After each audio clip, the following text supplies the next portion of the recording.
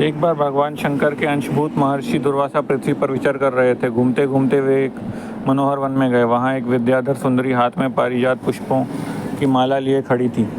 वह माला दिव्य पुष्पों की बनी थी।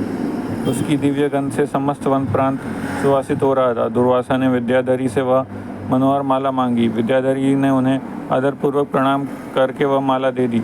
माला लेकर उन्मत्त वेशधारी मुनि ने अपने मस्तक पर डाल दी और पुनः पृथ्वी पर भ्रमण करने लगे। इसी समय मुनि को देवराज इंद्र दिखाई दिए, जो मत वाले ऐरावत पर चढ़कर आ रहे थे।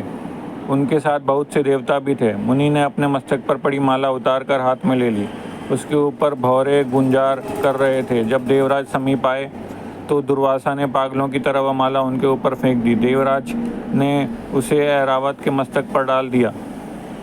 ऐरावत ने उसकी तीव्र गंध से आकर्षित हो सूंड से माला उतार ली और सूंघ कर पृथ्वी पर फेंक दी। यह देख दुर्वासा क्रोध से जल उठे और देवराज इंद्र से इस प्रकार बोले, अरे ओ इंद्र, ऐश्वर्य के घमंड से तेरा हृदय दूषित हो गया है। तुझ पर जड़ता छा रही है, तभी तो मेरी दी हुई माला का तूने आदर नहीं किया है। वह माला नहीं, श्री लक्ष्मी जी का धाम थी।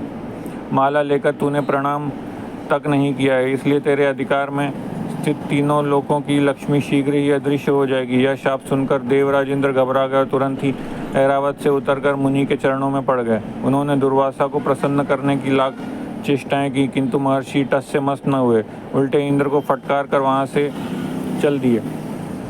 इंद्र भी ऐरावत पर सवार हो अमरावती को लौट गए। तब से तीनों लोकों की लक्ष्मी नष्ट हो गई। इस प्रकार त्रिलोकी के श्रीहीन एवं सत्वरहित हो जाने पर दानवों ने देवताओं पर चढ़ाई कर दी। देवताओं में अब उत्साह कहाँ रह गया था।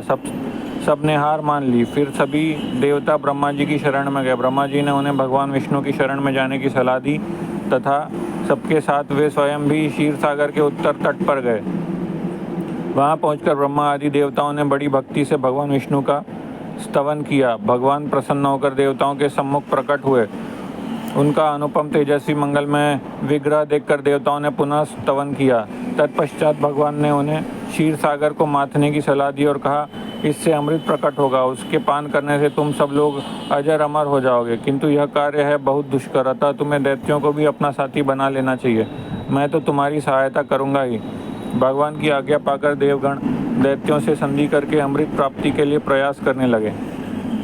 वे भांति भांति की औषधियाँ लाए और उन्हें क्षीर सागर में छोड़ दिया। फिर मंदराचल पर्वत को मथानी और वासुकी नागराज को नीति रस्सी बनाकर बड़े वेग से समुद्र मंथन का कार्य आरंभ किया। भगवान ने वासुकी की पूंछ की और देवताओं को और मुख की और दैत्यों को लगाया। मंथन करते समय वासुकी की निश्वासाग्नि से झुलसकर सभी दैत्य निस्तेज हो गए और उसी निश्वास वायु से विक्षिप्त होकर बादल वासुकी की पूंछ की ओर बरसते थे, जिससे देवताओं की शक्ति बढ़ती गई।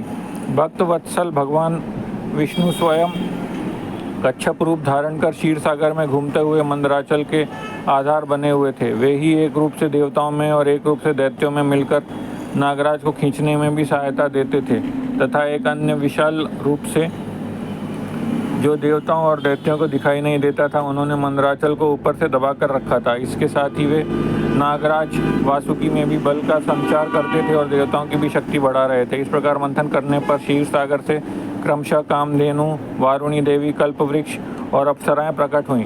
इसके बाद चंद्रमा निकले, जिन्हें महादेव जी ने मस्तक पर धारण किया। फिर विष प्रकट हुआ, जिसे नागों ने चाट लिया।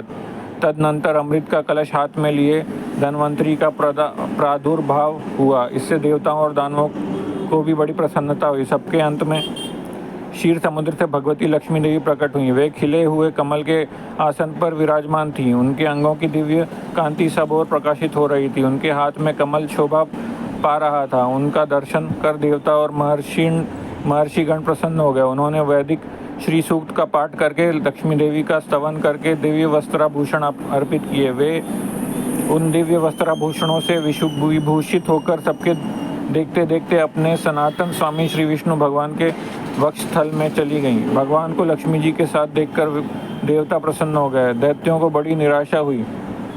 उन्होंने धन्वंतरी के हाथ से अमृत का कलश छीन लिया, किंतु भगवान ने मोहिनी श्री के रूप से उन्हें अपनी माया द्वारा मोहित करके सारा अमृत देवताओं को ही पिला दिया।